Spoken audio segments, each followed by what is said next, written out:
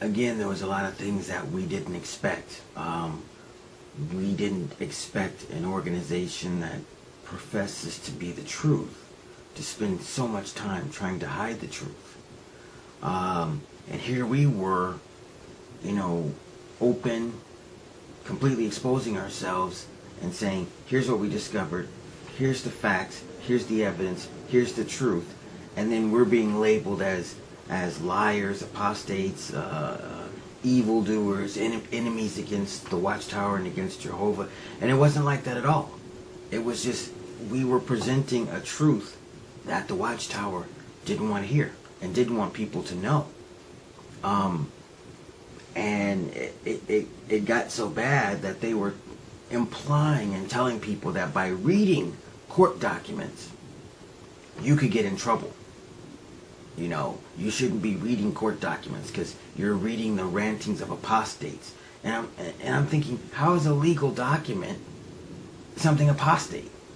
You know, but that's kind of the Watchtower's little code word to close people's minds instantly, so that they're not interested in listening to what you have to say, even though it might be the truth and you have all kinds of evidence to back it up.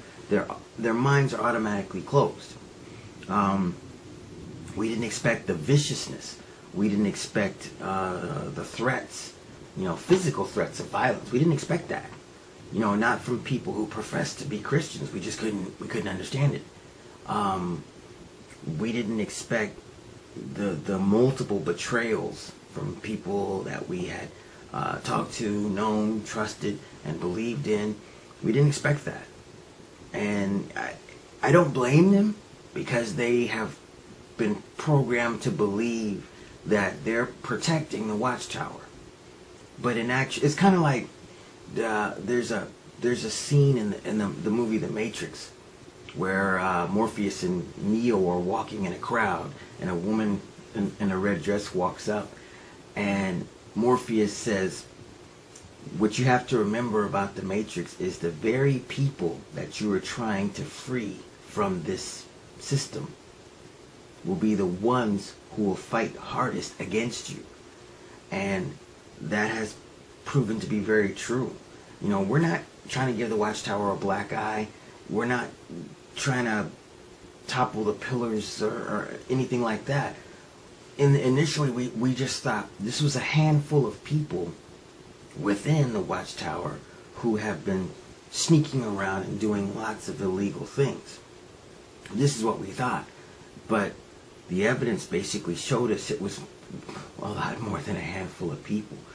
And it's a very delicate balance. And then they use people like Bruce Raditich, who's a security specialist, whose basic job is to spy on anybody who might get out of line or accidentally discover something. If you discover something within the organization that you're not supposed to know, then all of a sudden your name winds up on what they call a hot list. And Bruce Raditich will put your name on this list, and then all of a sudden things start happening to you. Like, you could get a parking ticket even though there's still time on your meter. You can get pulled over by the police for speeding in the parking lot of Walmart, which is impossible to speed in the parking lot of Walmart. But it's designed to harass you and try to break you. I mean, I flew out of the country and I was denied entry into Canada. And the Canadians are like, oh yeah, well, you have this DUI on your record or something from 25 years ago when I was fresh out of high school. And I was like, what? I've been to Canada like a dozen times. I've got friends and family there, you know, and I'm being denied entry into a country. It wasn't until later, one of my friends who happened to live in Vancouver basically knows someone who was a part of the Canadian Border Services, and they had a beer, and basically this person told him, he said, hey, I'm going to tell you off the record, and if you ever bring this up, I'm going to deny it, but, you know, the Canadian Border Services got a phone call, and we're told, don't let this guy into the country. And you tell people that the Watchtower has this kind of reach, and they think you're crazy. You know, Don Adams gets phone calls from people in the State Department.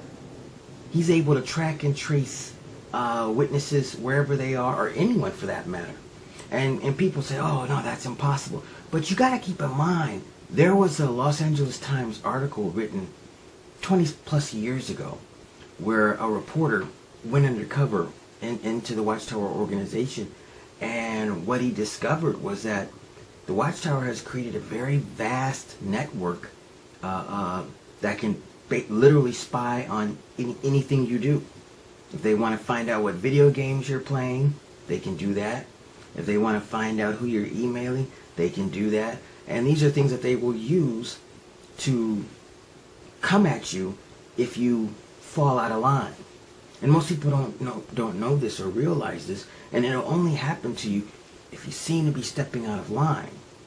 And then all of a sudden you're being harassed, or you're being labeled as an apostate or what have you. And nothing could be further from the truth, but these are the tactics that they use to keep people in line. And it's all based upon fear. And what we didn't really expect was to have people that we respected turn around and just lie blatantly. You know, what we didn't expect was, for example, Paul Kohler, circuit overseer.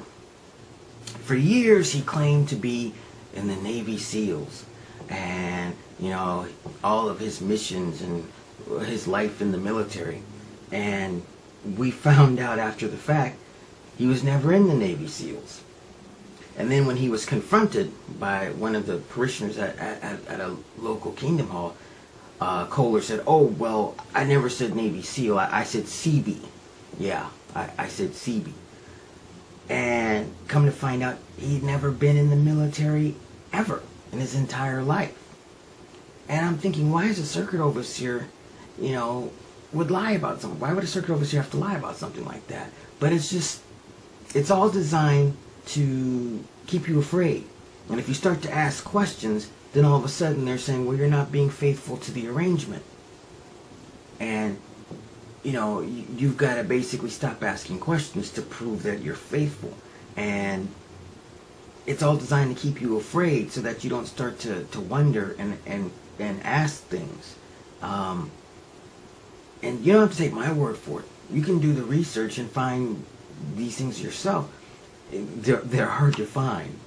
They're buried out there in Google and whatnot. But if you look really hard, you'll find these things out for yourself.